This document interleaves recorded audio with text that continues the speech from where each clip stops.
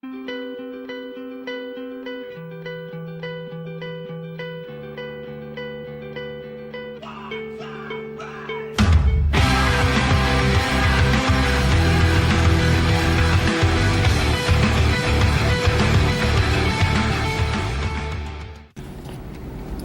what's up YouTube? This is Nick Ross here. Right now you're watching Body of Legends. So I got a question from a subscriber. They want me to pretty much break down the food sources I have in my diet. I'm breaking down the kind of diet that I have, but they want to know specific foods that I eat. So I'm going to be breaking that down in this video right now, guys. The majority of my diet is very clean and it's very basic. It's pretty much like a bro diet. If you know what a bro diet is, like, it's bro science. The typical chicken breasts, brown rice, potatoes, lean meat, vegetables, occasional fruit, a lot of water, a lot of protein and source of also fish and turkey, tuna, of course protein powder, natural peanut butter, maybe almond butter if I don't really feel like peanuts at the time. I mean, pretty much the same concept, healthy fat. My diet revolves around clean, nutritionally dense food. And why I would eat more, why red meat is not in that. I do eat red meat, but red meat is not an occasional thing for me. I'll tell you why. When wanting to get more leaner, it's very difficult to incorporate red meat and optimize your fat burning potential. Because let's say you eat red meat instead of chicken. Red meat contains extra cholesterol, extra fat.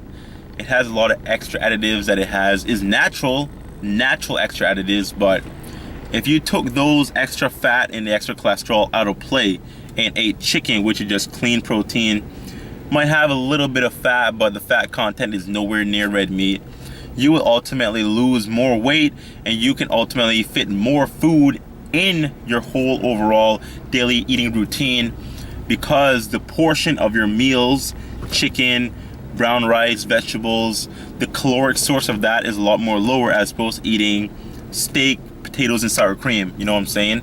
So steak and potatoes, chicken and brown rice, same thing, protein, carbs, a little bit of healthy fat going on there, but the idea behind that is just more quality. Now, of course, red meat has natural creatine, but the amount of red meat you need to eat to consume now creatine to have optimizing effect in your body that's a lot of red meat. That's 6 to 8 pounds a day of red meat alone. Some people say 5 pounds, you get the buzz of creatine, but you know, honestly, I mean, like a 12-ounce steak probably has anywhere from 300 to 500 milligrams of creatine, which is not really even half a scoop of regular creatine. It's not even 1 gram of creatine, guys. So if a 12-ounce steak only has about 500 milligrams of creatine at the very most, try eating that 5 times a day, 5 12-ounce steaks a day. That's going to add up. The fat is going to add up. And ultimately, if you just ate chicken breast, you'll be a lot more leaner because you're eating less overall calories. So I do tend to stay away from red meat when I'm dieting. Of course, if I'm bulking, I'm a red meat fanatic. Red meat definitely gets me strong as hell. And I do incorporate it in my bulking diet when I'm bulking up, trying to build muscle and optimize my muscle gains. But building muscle and losing fat is not the same thing. You will not eat on your bulk how you would eat on your cut. It's a different kind of food. It's a different kind of mindset. It's a different kind of regimen. Now, of course, same concept of high protein, moderate carbohydrates. Keep the fats essential and healthy. Don't keep the fats low or high. Keep it decently moderate. The concept of macros are pretty much the same thing, but just more the quality and food sources are a little bit different. But at the same time, I do incorporate foods that I do enjoy. I occasionally would have, ice cream. You guys have seen me eat my big epic cheat meal with the pizza, the beef and lamb from Kebab. I even had a huge Subway sandwich in there with every sauce. I still eat those type of foods, and those aren't exactly fat loss friendly, but at the same time, I count every single macro that I eat throughout that day. I count everything, every single fat, carb, sugar, protein. I even count my fiber. I count everything. So with me knowing exactly what I eat throughout the day by counting my macros, I can incorporate those kind of foods and still keep my body fat very low, because I can backtrack my calories. Let's say, for instance, if I know I'm gonna cheat on Friday, it's gonna be a little bit more higher calorie cheat. Like, let's say if it's a 2 slices of pizza, that's a little bit more higher calorie than my normal meal. So I'll start from Monday. If my typical calories are 21, I'll cut back 20 calories from Monday, Tuesday, Wednesday, Thursday, all the way to Friday. So that way I have calories saved up even throughout the week, so I can eat those and consume them on Friday.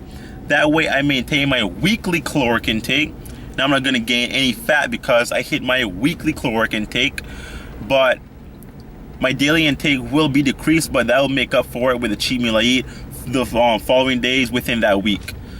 So I do encourage counting. A lot of people do not like to count. A lot of people do not like that, but I do encourage it because you can incorporate those type of foods that you do enjoy, and that will just keep you sane.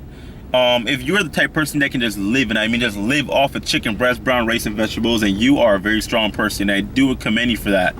It's a very difficult thing to stick to just that type of food by itself, because the mind does have cravings, the body does crave certain things, and those things that your body craves might not exactly be in your diet itself. It might not be in your food sources itself. It might not have no nutritional value, no nutritional content. It's just something that you enjoy eating and your body wants it, and your cravings are just agonizing and it kills you.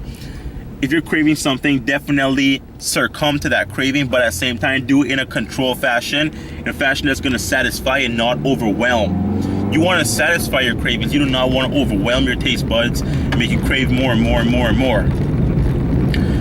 But ultimately, my food is very, very clean. I do not deviate from the typical bro food of chicken, vegetables, fish, turkey, tuna, potatoes, rice, even rice cakes, protein powder, all that, healthy fat, almond butter, all that, guys. I do not consume dairy. I try my best to stay away from wheat products. More so just get more grain products, but like bread, I try not to eat bread. If anything, like I say, when I cheat, I'll have Subway sandwich, that's bread. That's on a cheat day. That's not my typical diet at all. So my diet is more like a paleo diet. I follow certain paleo principles. I probably eat about 80% paleo with the fruit and vegetables and cutting out dairy and cutting out wheat as much as I can. But overall, just typical clean foods, and I've always preached that. My intake of fat, carbohydrates, and protein are 20, 40, 40. So 20% fat, 40% carbs, 40% protein. That has been working very good for me. I tried the ketogenic diet. I do not like it. I lose a lot of size. I lose a lot of hardness on that diet. And I found that keeping my carbohydrates high with a high in protein intake and a moderate fat intake definitely helps my physique to maintain a lot of hardness and fullness to it.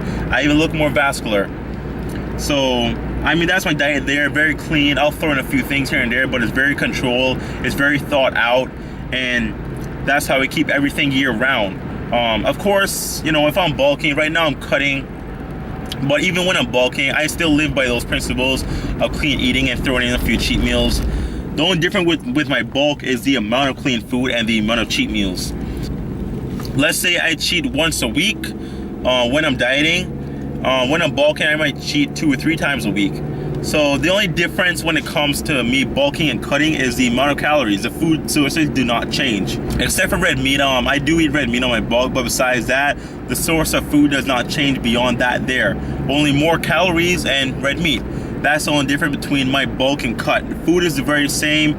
The macros are the same, and I try to keep it as clean as possible year round. It doesn't matter, bulk, cut, snow, thunder, lightning, lava, earthquake, it doesn't matter. It is forever clean. It is forever control, guys. That's the only way to get results, to control your food intake. If you can't even control yourself, you're not going to get the results that you want, because it's going to be out of your control. Ultimately, you are the only person that can control yourself. You're the only person Ultimately, you are the only person that can control yourself. You're the only person that can control anything that you do in your own personal life. That includes food, fat loss, muscle building, your job description, the person that you choose for a life partner. You control the way you live, the body that you live in, all that cool stuff that people always talk about, guys. So anyways, that's my little rant on food, and you know, I kind of deviated a little bit, but you know, you guys got the point. This is Nick Ross here at Body of Legends. Please tune in for next time. I do appreciate everyone for watching and subscribing. More good stuff coming soon, guys. Thank you very much, and bye-bye.